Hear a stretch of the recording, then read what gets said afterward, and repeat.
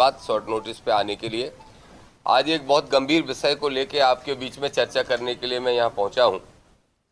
आप सबको शायद ज्ञात होगा कि बागेश्वर धाम के एक शास्त्री हैं, धीरेन्द्र शास्त्री, वो एक यात्रा पहले निकाल चुके थे और फिर से एक यात्रा निकाल रहे हैं, जिसको उन्होंने नाम हिंदू एकता यात्रा का दिया है। सनातन एकता, हिंदू एकता, इस तरह का कुछ दिया है।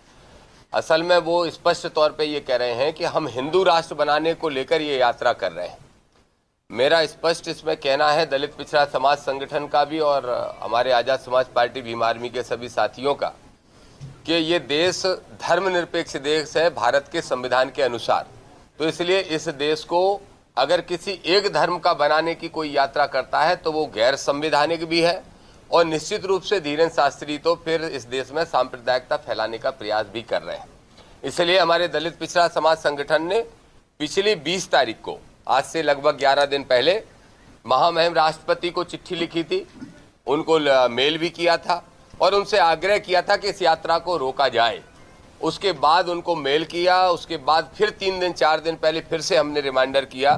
तो ये जो हमारे पास प्रेस नोट है, इस प्रेस नोट के साथ वो सारे लेटर भी लगे हैं और वो मेल की कॉपी भी लगी हैं जो हमने राष्ट्रपति जी को भेजी थी। तो आपके माध्यम से मैं 2 बातें स्पष्ट करना चाहता हूँ। एक तो धीरेन्द्र शास्त्री की यात्रा को मैं मानता हूँ, उनके बयान को आप सुनेंगे तो आप खुद मानेंगे कि वो देश में हिंदू मुस्लिम कराना चाहते हैं, सांप्रदायिकता फैलाना चाहते हैं, हिंदुओं को भयभीत करके मुसलमानों के प्रति नफरत करने के लिए मजबूर करना चाहते हैं। ये यात्रा पूरी तरह से सांप्रदायिक है, देश के ताने बाने को, समाज को तोड़ने वाली है। ये मैं आपको स्पष्ट करना चाहता हूं और ये वीडियो भी मेरे पास मौजूद है।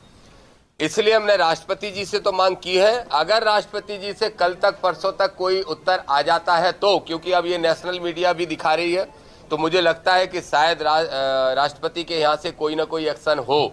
अगर नहीं होता है तो सोमवार को हम लोग कोर्ट जा रहे हैं यात्रा को रुकवाने के लिए। लेकिन दलित पिछड़ा समाज संगठन ने यह भी तय किया है कि 2 तारीख से लेकर 6 तारीख तक पूरे मध्य प्रदेश के दर्जनों जिलों में इस यात्रा के विरोध में धरना, प्रदर्शन, आंदोलन, ज्ञापन होगा और पुतला दहन भी होगा धीरेन्द्र का। और क्यों होगा? क्योंकि धीरेन्द्र को मैं एक संत नहीं मानता, और संत इसलिए नहीं मानता क्योंकि कोई संत, परसों धीरेन्द्र शास्त्री ने हरियाणा में एक मंच पे मुझे गालियां देने का काम किया और मुझे मारने की धमकी दे रहा है। धीरेन्द्र ने उस वीडियो में कहा कि जो श्रीमान मिस्टर फलाना हमारी यात्रा रोकना चाहते हैं, उसको मैं बोलना चाहता हूं, मेरे पास उसका मोबाइल नंबर नहीं है, नहीं तो मैं मोबाइल पे फोन करके ही ठटरी मार